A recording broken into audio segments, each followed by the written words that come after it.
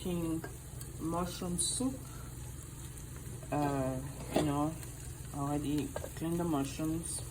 I mean, shrimps. Sorry, I already cleaned the shrimps, and I'm gonna be making that with, you know, look at that, with some potatoes, with tomatoes and okra. Okay, I've already boiled it, I've already cleaned it, and I'm gonna use also the spinach, y'all. And I have here, I have lemon, you know, and I also have some dry seasoning. So let's cook together. I hope everyone is doing great. I hope everyone is having an amazing September. I decree and declare that the blessing of the Lord really surrounds you, that you always at the right place at the right moment with the right people. Guys, as I'm cooking, I want to share with you something that happened recently.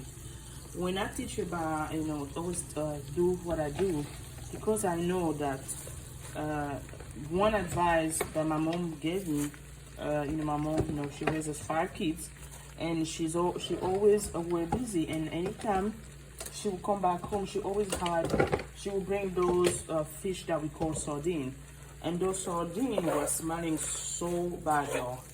And I'm telling you, so bad that you couldn't even, like, you know, your hands when you cook sardine, when you peel sardine, because you have to cut them, there used to be something inside that was kind of getting that, you have to get it out to peel it.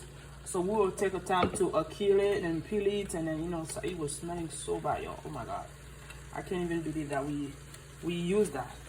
But let me tell you, when she came back home and she had a bunch of sardine, a little bucket of sardine, and she asked us to go ahead and peel them, and we were like, of course, since I was the elder, I was like, honey, this, you know, I was kind of, you know, nagging and stuff.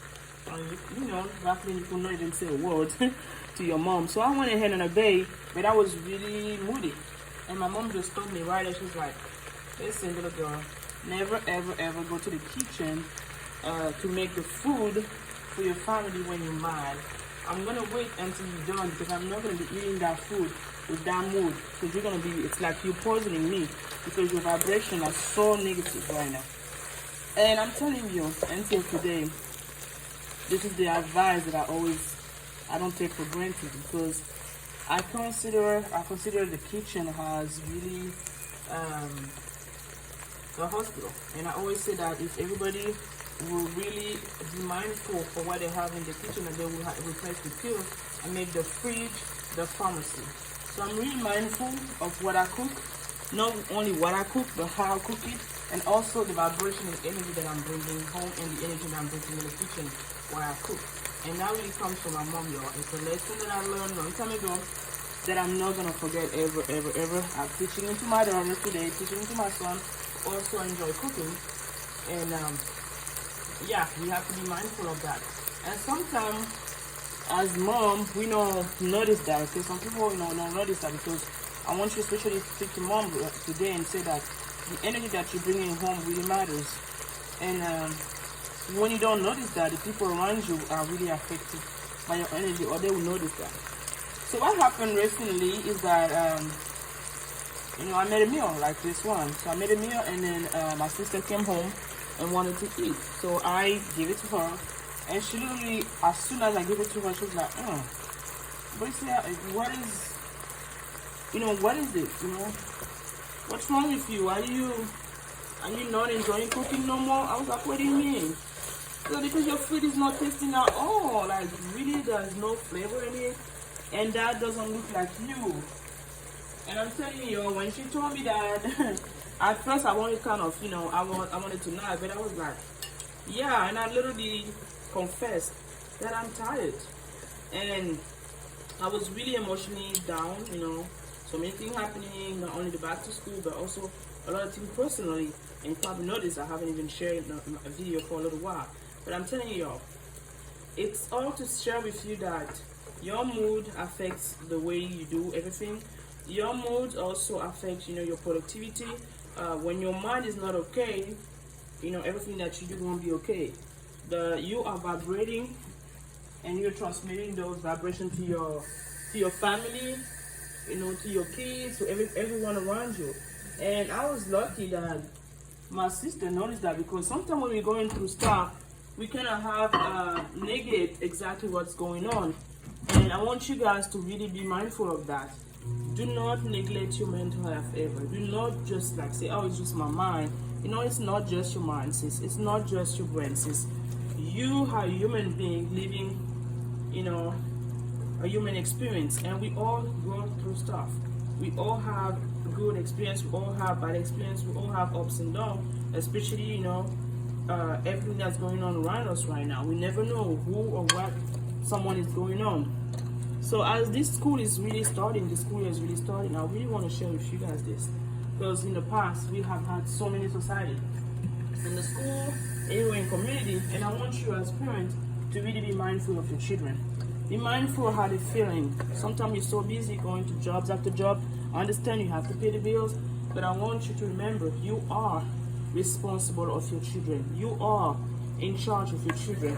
So many people have money, they have everything that you might be complaining or you might not have now, but they're only missing a child that is crying. So I'm just begging and pleading for you to really be mindful of your kids. Check your mental health. Check how they're doing. You know, besides just taking their homework and seeing this and that, check how they're doing. Ask them, check on them. Like, I have a teen, and I always like how to learn to teach him literally how to share his emotion. And we know as a teen boy, it's something that we don't usually use, especially, you know, in our community, and something that I have to teach my son, because I do, you know, I teach about healing and you know, and healing the inner child and stuff, so healing trauma. And I wanted to make sure that I wasn't reproducing the same example, the same trauma to my kid. So I'm really mindful of what I do. So what I'm adding right now is just it's garlic. So you have I put a little butter on the shrimp, and that's literally water that's coming out. I haven't added any water at all, y'all. It's already smelling so good.